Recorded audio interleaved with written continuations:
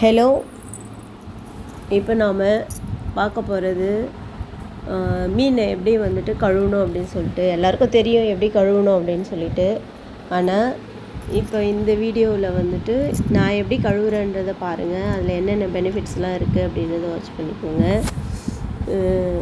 இதில் வந்துட்டு அந்த மாவு அரிசி மாவு எடுத்து போட்டுவிடணும். அப்புறம் உப்பு கொஞ்சம் ஆட் பண்ணிவிட்டு இப்போ நாம் வந்துட்டு அதை வந்து நல்லா கிளறி விட்டுட்டு நல்லா பிசைஞ்சிட்டு நல்லா பிசையணும் அப்படின்னா லைட்டாக அதை உராயணும். அப்படியே நம்ம இப்போ வானலில் போட்டு வச்சுருக்கேன் இல்லையா, அது கூடவே வந்துட்டு நான் கல்லுப்பும் அந்த இதுவும் அரிசி மாவும் போட்டிருக்கேன்.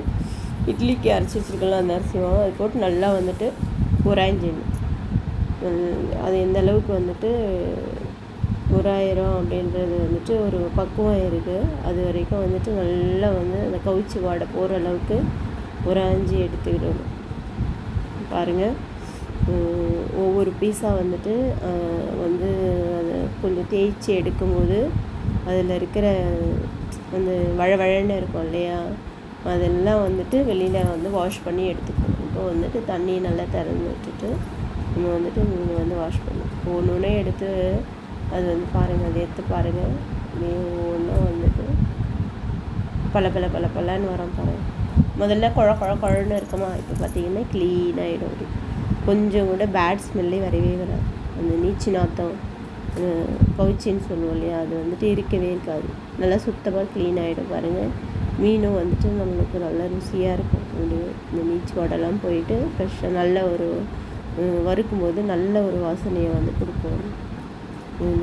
இந்த மாதிரி தான் வந்துட்டு நம்ம வந்துட்டு மீன் வந்து அலசி எடுக்கும். நல்லா தண்ணி திறந்துட்டு அதில் மீனை வந்துட்டு நல்லா தெளிவாகிற வரைக்கும் கழுவி. அவ்வளோ அழுக்கு இருக்கும் பாருங்கள். இந்த தண்ணி வந்து நல்லா தெளிவாகிற வரைக்கும் வந்துட்டு நம்ம வந்து ஒன்று கழுவி வந்துட்டு எடுத்தோம்.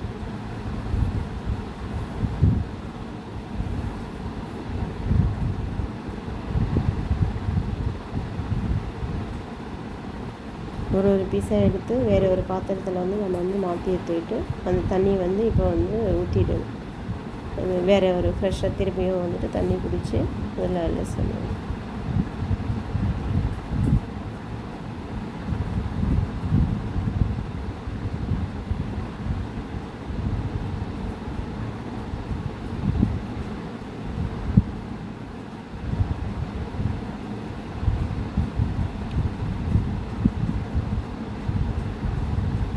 பாருங்கள், இப்படி க்ளீன் ஆகிடுச்சு பாருங்கள். ஃபுல்லாக தண்ணியும் நல்ல தெளிவான ஒரு தண்ணியும் வந்துடுச்சு. அப்படின்னா வந்துட்டு அந்த மீனில் வந்து நல்ல பீஸ் வந்துட்டு நல்லா க்ளீனாக ரொம்ப பர்ஃபெக்ட் க்ளீனாக ஆகிடுச்சு அப்படின்னு.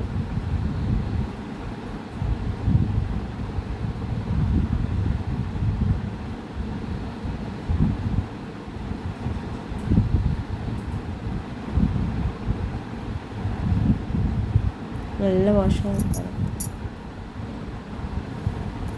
இதை எடுத்து ஒரு பாத்திரத்தில் இப்போ வந்து நம்ம மாற்றி வச்சுட்டோம்.